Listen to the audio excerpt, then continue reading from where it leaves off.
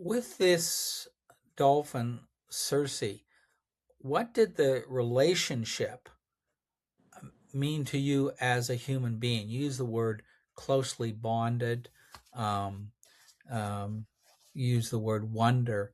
Um, what did the relationship mean to you? What did it feel like?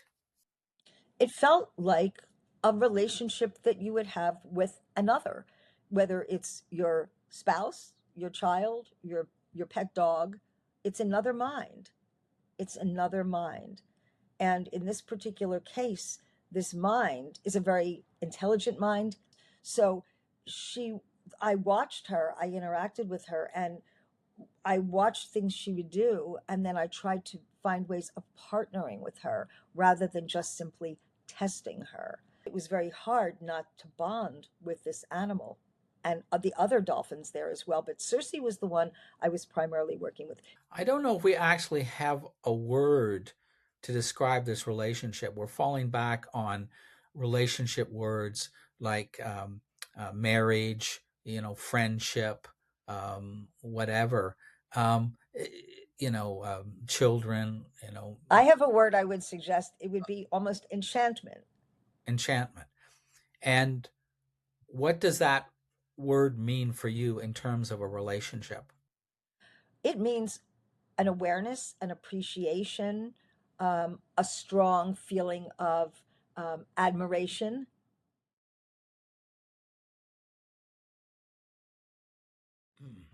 Imagine being able to communicate with a dolphin.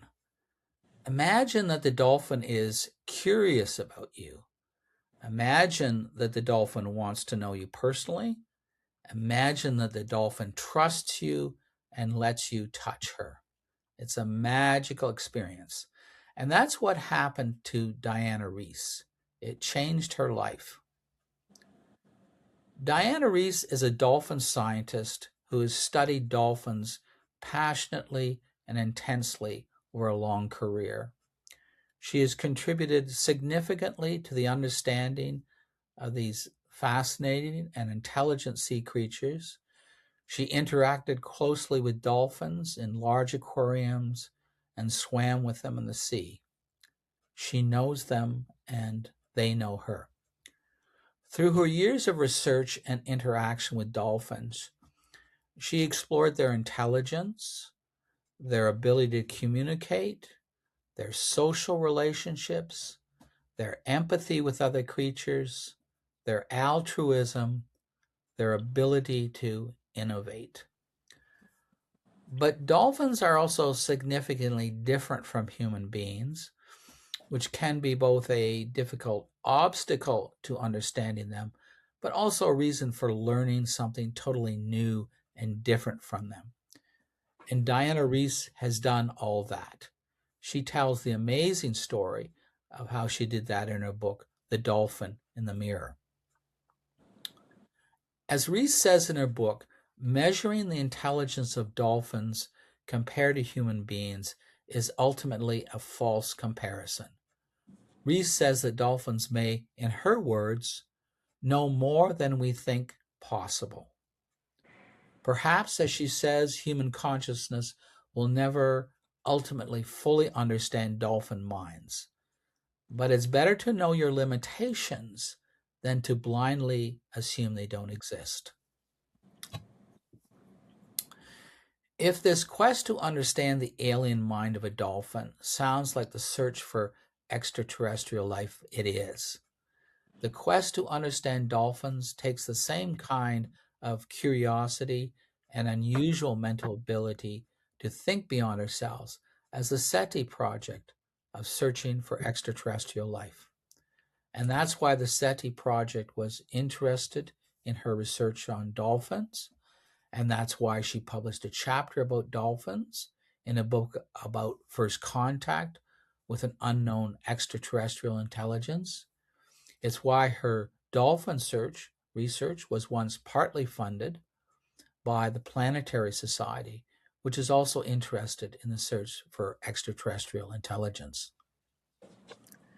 The scientific accomplishments of Diana Reiss in themselves are impressive, but but they are only part of the story of her life. Reiss goes beyond science in the compassion, empathy, and curiosity she feels towards dolphins.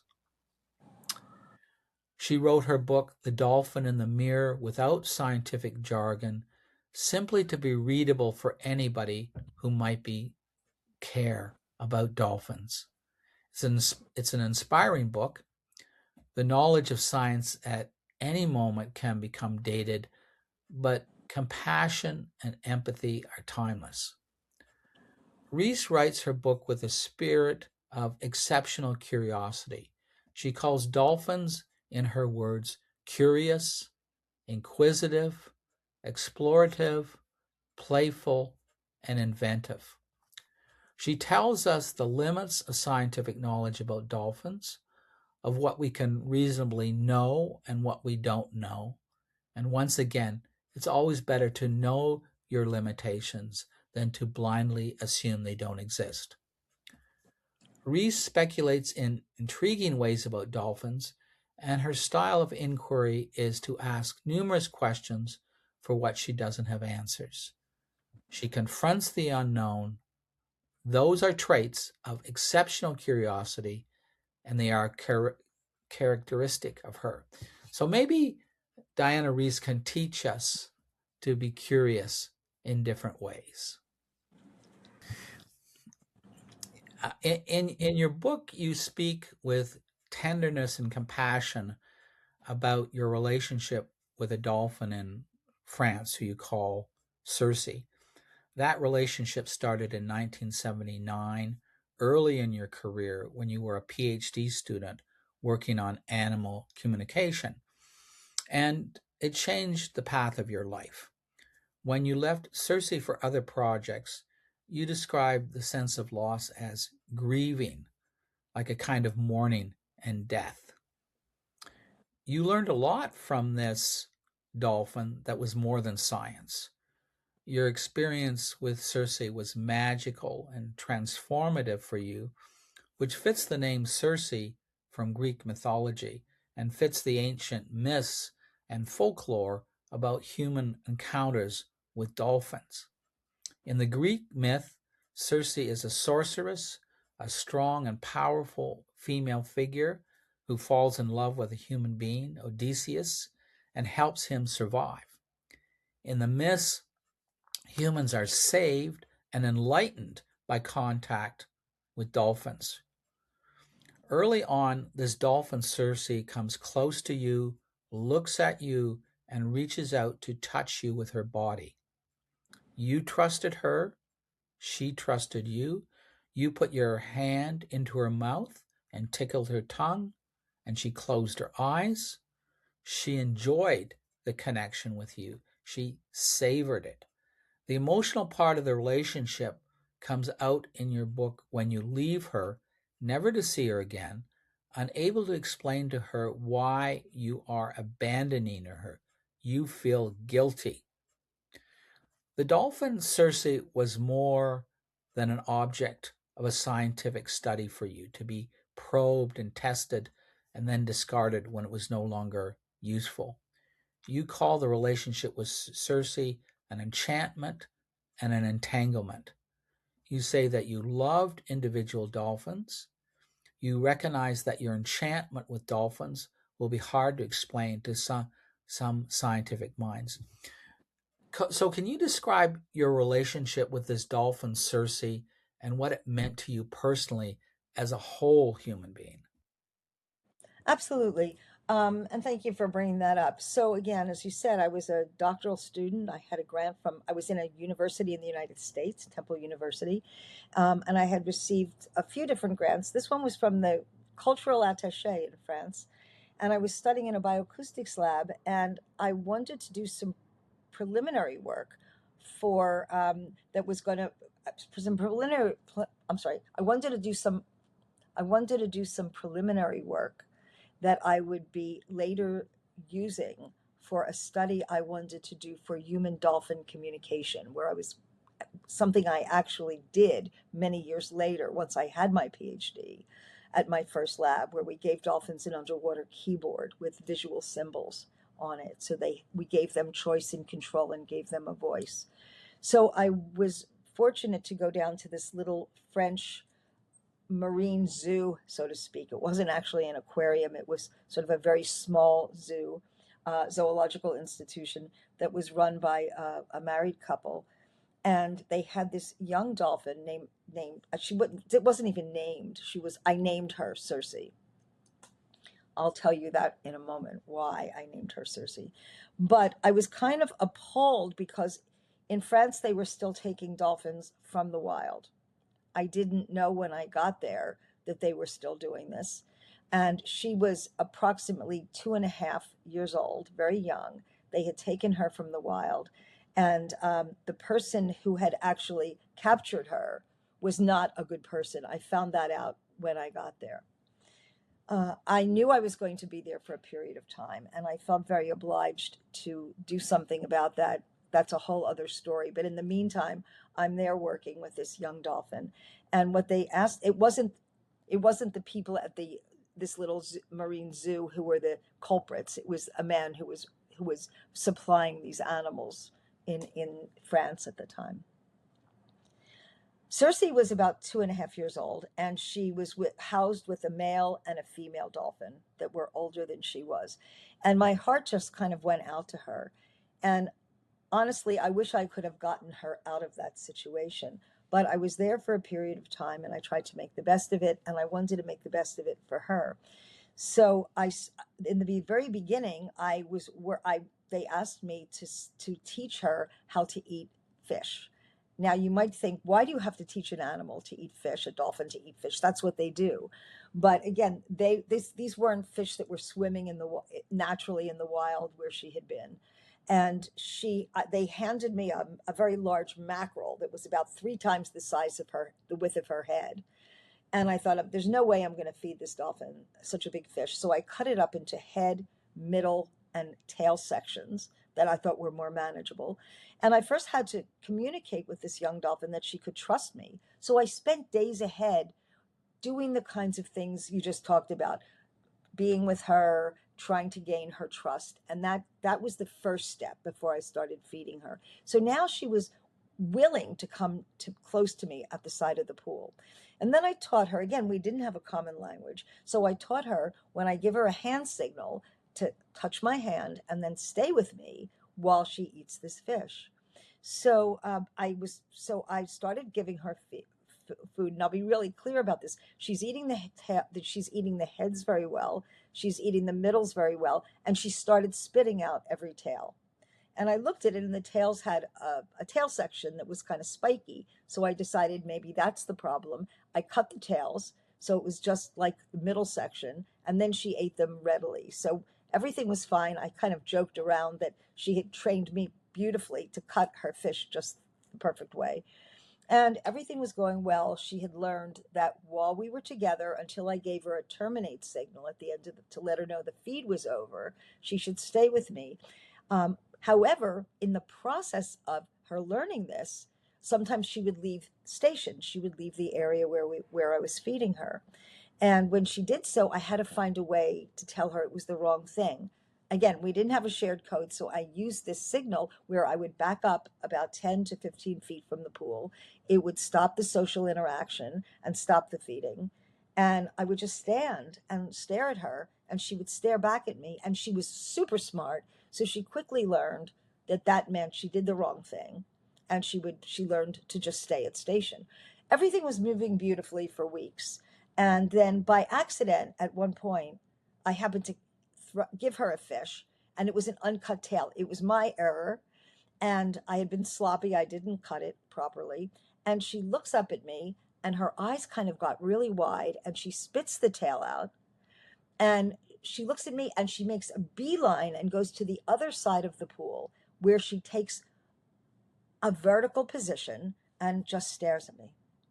Her belly side was towards me. She was upright and just staring at me. And I was watching, and I thought, is this possible that she's giving me a timeout? She understands that she can use this back. Now that's an anecdote. And Circe came back, and I gave her the rest of the fish that day, that morning, and I was very careful to cut the rest of her fish properly after that. But there's nothing I can do with that as a scientist. That's an anecdote. And I didn't know what it meant. It's very hard to know, even when you communicate with humans, exactly why they do certain things. But then I thought about it, and I thought I should set this up as an experiment. Again, now I'm going from the expert to the back to the how do we ask a question about this? So now I decided to make a series of tests over the next couple of weeks where I fed her. I was really careful to cut the fish properly. I fed her really properly cut fish, but every couple of it would be at once a week for the next 3 weeks. I gave her what I called a probe, an uncut tail. And every time I did that, she did the same behavior. She went to the opposite side. That was sort of the when the light bulb went on for me, where I went, this is incredible. These are amazing minds, and I've got my work set out for me. It really changed the course of how I decided to work with them. I always wanted to try to find a two-way communication system, but now I realized I really needed to do this in a way that I could really be very open-minded about what we might get back. And again, I think that often we don't give the animals enough space to show us who they are. And I use the word who, not what they are. They are whose. So that was the first time I really had that wow experience. I became very closely bonded with her. I used the name Circe on purpose. I was very interested in Greek mythology. And Circe was an enchantress who turned men into swine. And I thought, well, that would be a funny play on this idea, because I think as I'm very interested in finding the continuities between us and the rest of the animal world. We are animals. We're one of many animals in the animal world. Often we use the words humans and animals. That's improper. It's humans and other animals. And now we're finding these just amazing continuities in behaviors that we thought were uniquely human that are not. So that was the eye opener for me. With this dolphin, Circe, what did the relationship mean to you as a human being? You use the word closely bonded, um, um, use the word wonder. Um, what did the relationship mean to you? What did it feel like?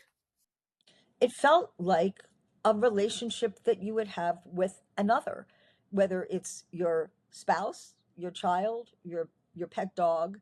It's another mind. It's another mind.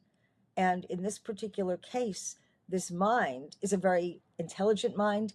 Brain wise, they're second largest relative to the brain body size of dolphins, is second largest next to ours. They're just very different forms. So she, I watched her, I interacted with her, and I watched things she would do, and then I tried to find ways of partnering with her rather than just simply testing her. So that really involved what she did with other animals. I mean, I was there to do a doctoral thesis, and I had a set of experiments that I wanted to do. But beyond that, it was very hard not to bond with this animal and the other dolphins there as well. But Circe was the one I was primarily working with. She was interacting with those other dolphins as well. It was a social group, but I had my own set of interactions with her. She taught me so much. I don't know if we actually have a word to describe this relationship. We're falling back on relationship words like marriage, friendship, whatever. Um, eh, children, I have a word I would suggest. It would be almost enchantment. enchantment. And what does that word mean for you in terms of a relationship? It means an awareness, an appreciation, a strong feeling of admiration. That's what I really feel. I think that she was a very young animal, yet she was showing me her capabilities. She, at one point, one of the dolphins was not feeling well there. And she and the other dolphin were actually spending time holding this dolphin up. It was a temporary thing, but and I've seen that with other dolphins. So it's been shown in the wild as well, where when dolphins are injured or not feeling well, often others will hold them up. And it's been argued that perhaps that's a that's an attribute that would be selected for. It would be hardwired for a land breathing mammal like a dolphin or a whale to hold up another individual in their social group, because they're air breathing. So it's been something selected for. Yet not all dolphins do it. And it has to do with, often we think, who the dolphin is that needs holding up. We've seen in one facility where I worked, there was a dolphin that died, and that the closest bonded dolphin to that dolphin showed all the signs that we see in humans that we call grief or mourning. That the bonded animal stopped eating, was sulking. We see these attributes in these animals when you're close to them, when you watch them, when you're up close and personal, that you don't necessarily get just from watching them briefly or watching them in the field where you can't track them, you don't know them. So I think that the combination of doing work with animals where you can have an ongoing relationship with them, and also doing field work like my colleagues and I do. We work in the field. I don't just swim with them in the field. I actually study them in the field or in areas where we can do repeated, observations. And it's that marriage of field work and work in aquariums where you can get to know them and you're up close and personal, that gives you the richest possible perspective on who these animals are.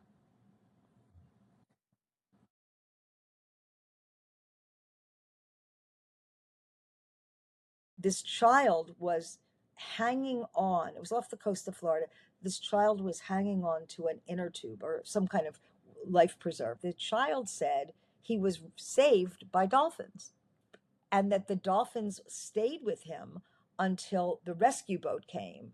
By the way, the young boy said that as he would slip from this float, the dolphins would push him back onto it. What does that mean? That means they have some understanding of what what the situation is, and they are helping. So that shows some altruism, empathy, and I think that's why the ancient Greeks may have been in awe of dolphins. They talked about them as they were intelligent because they observed them, they were at sea with them. Much the way we see these dolphins bow riding on our boats. People love this. It engages us, it enchants us.